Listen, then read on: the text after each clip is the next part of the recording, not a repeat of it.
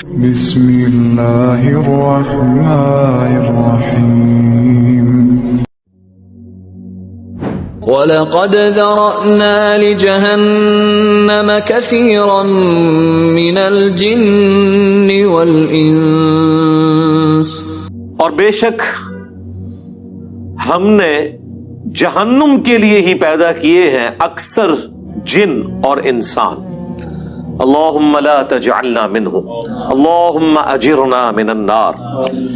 اس کی ریزن کیا ہے وہ تو آگے اسی آیت میں بیان ہوگی، لیکن یہ بہت الارمنگ سچویشن ہے اور پریکٹیکلی ہمیں نظر بھی آ رہا ہے کہ اکثریت جہنم کے لیے پیدا ہوئی ہے.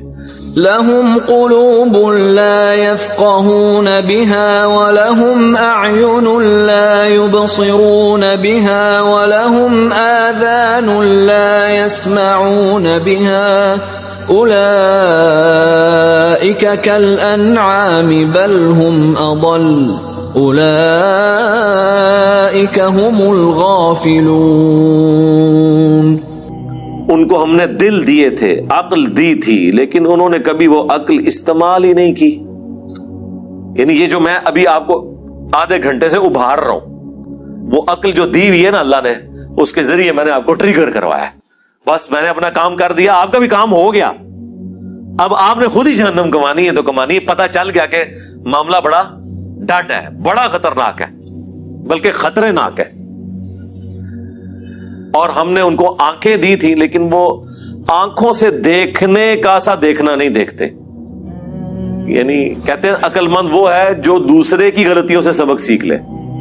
اپنی غلطی سے تو سبق سیکھنا عقل مندی ہے، لیکن چھوٹی. بڑی عقل مندی ہے کہ آپ وہ کام کریں ہی نہ جس کا اینڈ رزلٹ آپ اپنے سامنے دیکھ چکے ہیں کہ لوگوں کے ساتھ یہ ہوا. وہ آنکھ عبرت والی، اور ان کے کان تو تھے لیکن وہ سننے کا سا سننا نہیں سنتے.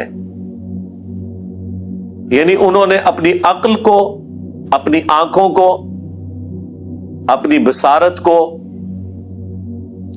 اپنی جو ہے وہ سوچنے سمجھنے کی صلاحیتوں کو اس کے لیے پٹ نہیں کیا. وہی جو سورہ بنی اسرائیل میں ہے وَلَا تَقْفُ مَا لَيْسَ لَكَ بِهِ عِلْمٌ إِنَّ السَّمْعَ وَالْبَصَرَ وَالْفُؤَادَ كُلُّ أُولَئِكَ كَانَ عَنْهُ مَسْئُولًا. وہاں پہ بھی انہی تینوں انسٹرومنٹس کا ذکر ہوا ہے کہ بے شک کان، آنکھ اور عقل، دل یا دماغ، کوئی بھی چیز، یہ دونوں انسٹرومنٹس ہیں اللہ کی طرف سے. اس پہ الگ سے میری ویڈیو ریکارڈ ہے. ان کو استعمال کر کے انسٹرومنٹس کو ڈیفینیٹ علم تک پہنچ کے حق بات کو تلاش کرنے کی کوشش کیوں نہیں کی. تو اللہ تعالیٰ فرما رہا ہے یہاں پہ بھی یہ جہنم میں جانے والے وہ لوگ ہیں جنہوں نے اپنی عقل استعمال نہیں کی، اپنی آنکھوں کو پازیٹیو یوز نہیں کیا، اپنے کانوں کو پازیٹیو یوز نہیں کیا. یعنی اگر کسی کی آنکھیں نہیں تھی تو چلو یار کان سے تو حق بات سن رہا تھا نا.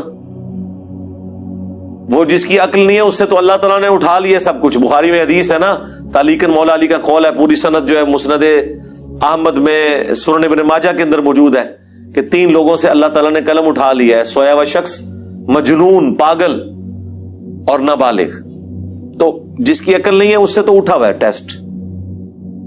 تو اللہ تعالیٰ ہمارا ہے کہ جہنم میں وہ لوگ چلے گئے جنہوں نے اپنی عقل، آنکھیں اور کان استعمال نہیں کیے پازیٹیولی کہ اس سے ہدایت حاصل کرتے.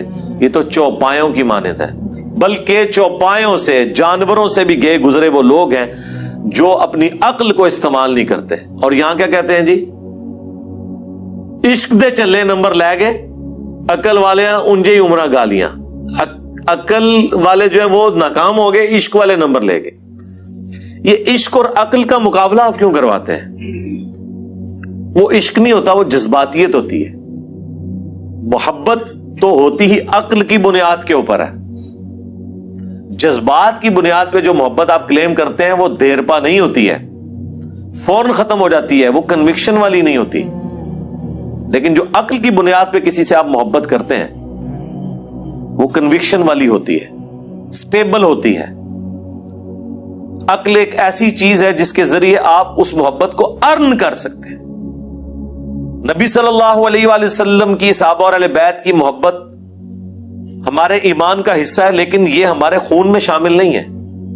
خون میں تو ہماری محبت ان رشتوں کے ساتھ ہے جو ہمارے ساتھ اٹیچڈ ہے، لیکن ان ہستیوں کے ساتھ ہماری محبت ہمیں ارن کرنی پڑتی. جب ہم ان کے بارے میں پڑھتے ہیں، ان کی اللہ کے لیے کمٹمنٹ پڑھتے ہیں، اللہ کا تعارف ہمیں ان لوگوں کی وجہ سے ہوا تو ہمارے دل کے اندر ان کے لیے جذبات پیدا ہوتے ہیں. ہم نے حضرت ابوبکر کو نہیں دیکھا, حضرت عمر کو, عثمان کو, علی کو, لیکن جب ہم ان کے واقعات پڑھتے ہیں کہ انہوں نے کس طرح پیشن سے نبی علیہ السلام کے لیے تن من دھن لگایا, تو ہمارے دل میں ان کے لیے محبت ہے.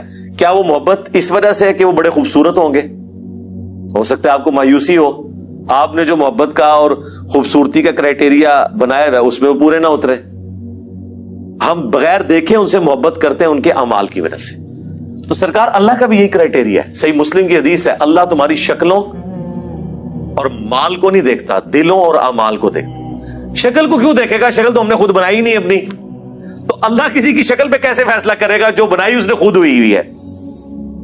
تو اگر کسی کی شکل خوبصورت نہیں ہے تو اللہ نے اسے دی ہے نا, تو اللہ اس کی شکل کے اوپر کیسے فیصلہ کر سکتا ہے؟ شکل آپ اپنی خوبصورت نہیں کر سکتے, لیکن اپنے اعمال خوبصورت کر سکتے ہیں. تو اللہ تعالیٰ ہمارا ہے کہ ایسے لوگ جانوروں سے بھی بدتر ہیں جو اپنے انسٹرومنٹس جو ہم نے ان کو دیے تھے انہیں یوز کر کے حق بات تک نہیں پہنچتے. یہ وجہ تھی ان کی جہنم میں جانے کی. یہی وہ لوگ ہیں جو اصل میں غافل ہیں. وَلِلَّهِ الْأَسْمَاءُ الْحُسْنَى فَادْعُوهُ بِهَا وَذَرُوا الَّذِينَ يُلْحِدُونَ فِي أَسْمَائِهِ سَيُجْزَوْنَ مَا كَانُوا يَعْمَلُونَ.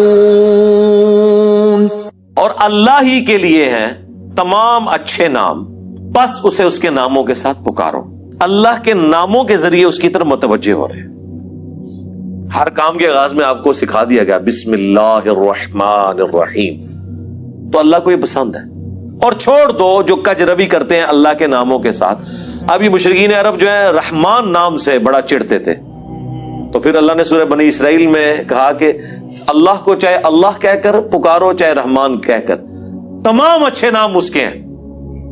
اسی لیے دیکھیں اللہ نے رحمان, اللہ کو اپنا ذاتی نام تو اللہ کا ایک ہی ہے اللہ, یہ بھی دو الفاظ کا مجموعہ ہے. الالہ, دی الہ. مدینہ کوئی بھی شہر, المدینہ مدینہ المنورہ. الہ معبود, جھوٹا ہے سچا کوئی بھی. الالہ ایک ہی معبود ہے سچا. یہ الالہ, الالہن تن الالہ, یہ بن گیا اللہ. یہ اللہ کا ذاتی نام ہے. اگر اس کے لیول پہ اس کے بعد دوسرے نمبر پہ جو نام اللہ کو پسند ہے نا وہ ایک ہی ہے, الرحمن. باقی سارے نام جو ہے نا وہ اس سے نیچے ہیں. اسی لیے مسلم شریف میں حدیث ہے اللہ کو دو نام بڑے پسند ہیں, عبداللہ اور عبد الرحمن. یہ بڑا سینسٹیو مسئلہ تھا مشرکین عرب کے لیے رحمان. قرآن میں آپ کو بار بار یہ چیز ایمفسائز ہوگی. اللہ تعالیٰ بعض اوقات صرف رحمان کو لے کے چل رہے نام کو. قل ان کان للرحمن ولد فانا اول العابدین. اے نبی تم فرماؤ اگر رحمان کا کوئی بیٹا ہوتا تو میں اسے پوج رہا ہوتا. اس طرح اللہ تعالیٰ اپنا کسی اور نام کو ذکر نہیں کرتا. یا اللہ کا نام آتا ہے قل هو اللہ احد. اے نبی تم عرض کرو اللہ کے حضور اور ان کو فرما دو کہ بے شک اللہ ایک ہے. تو اللہ اور الرحمن یہ دو اللہ کے فیورٹ نام ہیں. اسی لیے اللہ نے دیکھیں بسم اللہ میں رکھ دیا اسے, بسم اللہ الرحمن الرحیم. سورہ فاتحہ الحمدللہ رب العالمین الرحمن الرحیم. یہ ایک یونیک نام ہے اللہ تعالیٰ کا. تو جو کجروی اختیار کرتے ہیں ان کو ان کے حال پہ چھوڑ دو, ان قریب ان کے برے اعمال کی سزا ان کو دے دی جائے. وَمِمَّنْ خَلَقْنَا أُمَّةٌ يَهْدُونَ بِالْحَقِّ وَبِهِ يَعْدِلُونَ. اور انہی میں سے جو ایسے ہیں جو ہم نے پیدا کی ہے ایسی امت جو راہ دکھاتی ہے حق کے ساتھ اور حق کے ساتھ عدل و انصاف پر قائم ہے. یعنی کون؟ اہل حق, اہل ایمان, مسلمان. جہاں کوئی اللہ کے ساتھ شرک کر رہے ہیں نا تو اللہ نے اپنے وہ بندے بھی پیدا کیے ہیں کہ جو توحید بھی اسی طرح بیان کر رہے ہیں. بلکہ میرا تو یار یہ دعویٰ ہے شرک اتنا شد و مد کے ساتھ لوگوں نے نہیں کیا جتنا لوگوں نے توحید شد و مد سے بیان کی ہے. تو تو اللہ تعالیٰ ایسے بندوں پر فخر کرتا ہے جو اس کی توحید کو بلند کرتے ہیں. سبحان ربک رب العزت عما یصفون. دیکھیں نا سورہ الصافات میں اللہ نے ایک ایک نبی کا ذکر کیا ہے. یار اللہ کو جو بندے پسند ہیں نا وہ اس کے پیغمبر ہیں. حقیقت بات ہے. اس لیے میں اکثر کہتا ہوں کہ اگر اس کائنات کی سب سے بڑی کوئی دعا ہے نا تو یہ ہے کہ یا اللہ پیغمبر بنا دے. لیکن یہ دعا حرام ہے کیونکہ پیغمبر کا عہدہ وہبی ہے, کسبی نہیں ہے. وہبی ہے یعنی گاڈ گفٹڈ, کسبی یعنی ایفرٹ پٹ کر کے نہیں آپ حاصل کر سکتے. اگر اس کائنات کی کوئی سب سے بڑی دعا ہے نا تو یہی ہے کہ اللہ پیغمبر بنا دے,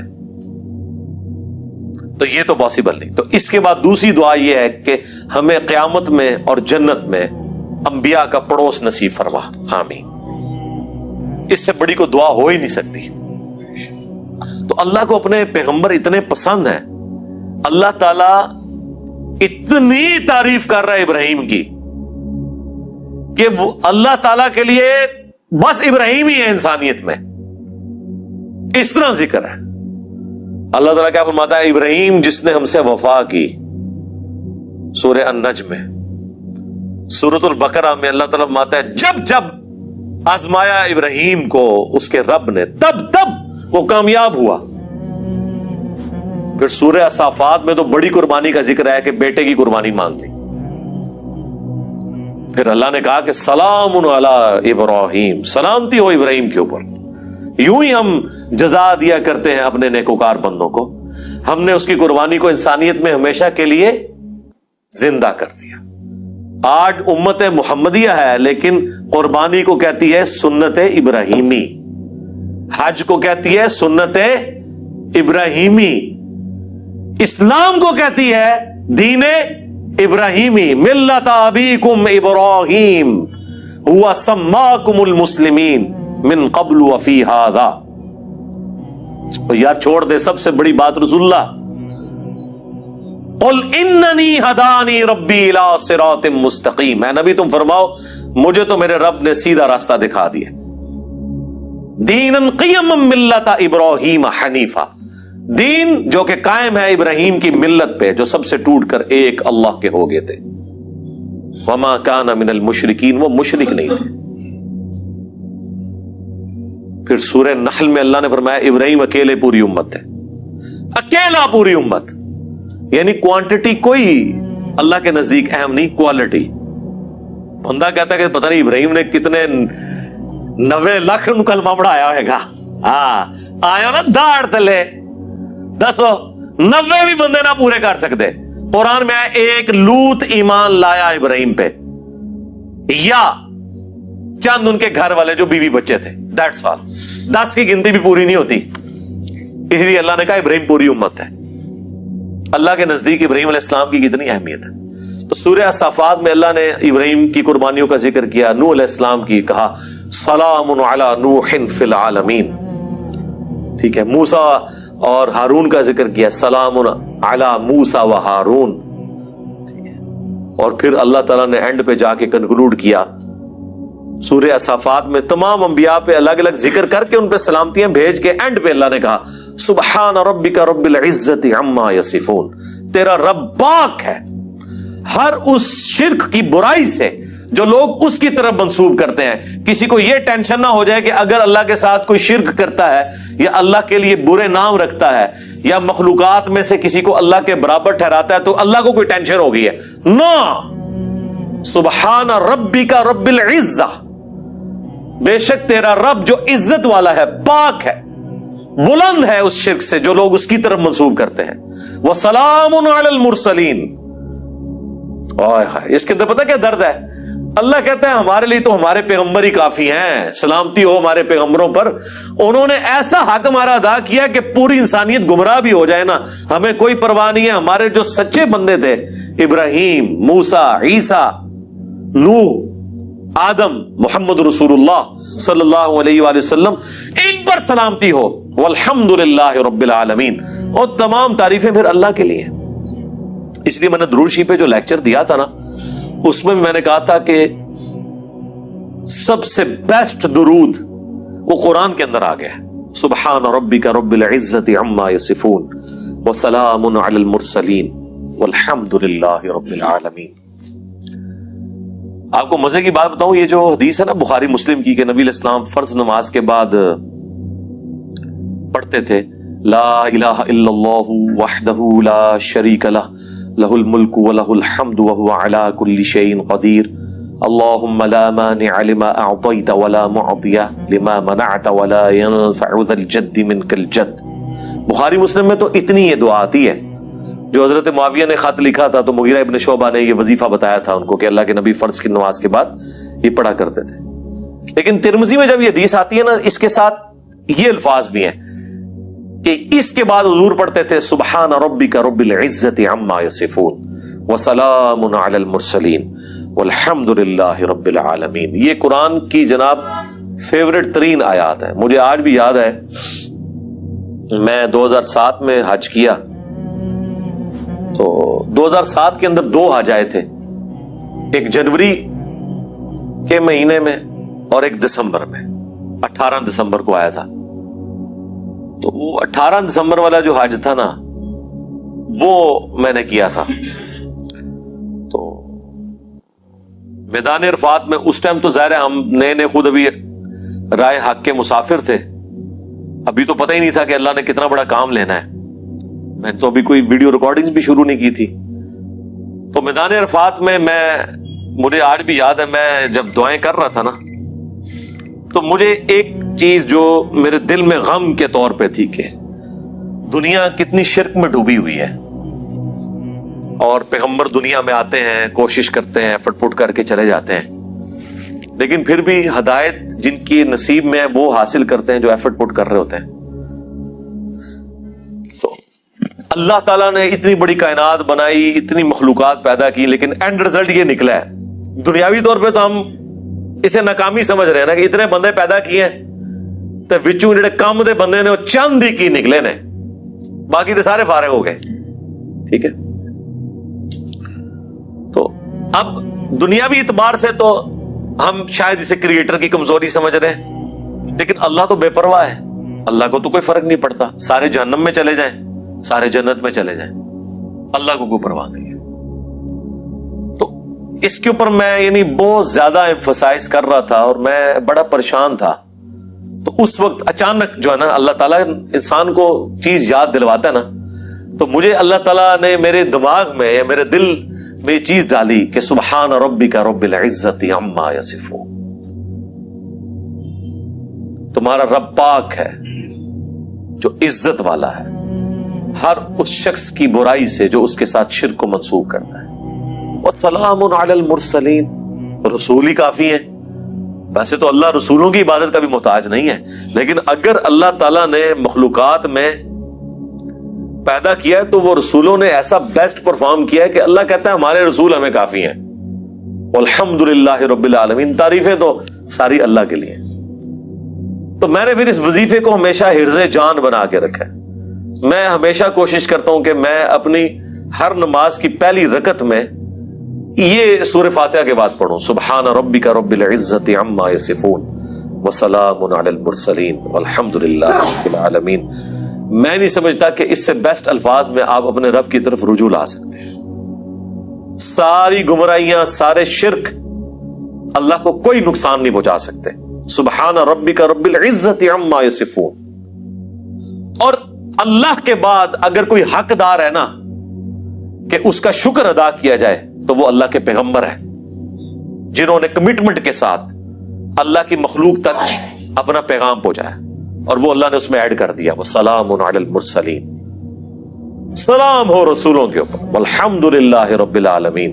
اور تمام تعریفیں اس رب کے لیے جو سارے جہانوں کا پالنے والا ہے۔ تو میرے بھائی، قرآن جس کو بابا مانتا ہے نا وہ پیغمبر ہوتے ہیں، باقی آپ کے بنائے ہوئے باپے ہیں، باقی سارے فالوورز ہوتے ہیں۔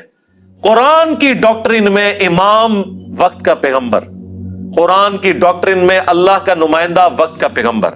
اس لیے سورہ زمر میں آتا ہے جب جہنمی جہنم میں پھینکے جائیں گے نا تو فرشتے پوچھیں گے تمہارے پاس کوئی پیغمبر نہیں آیا تھا؟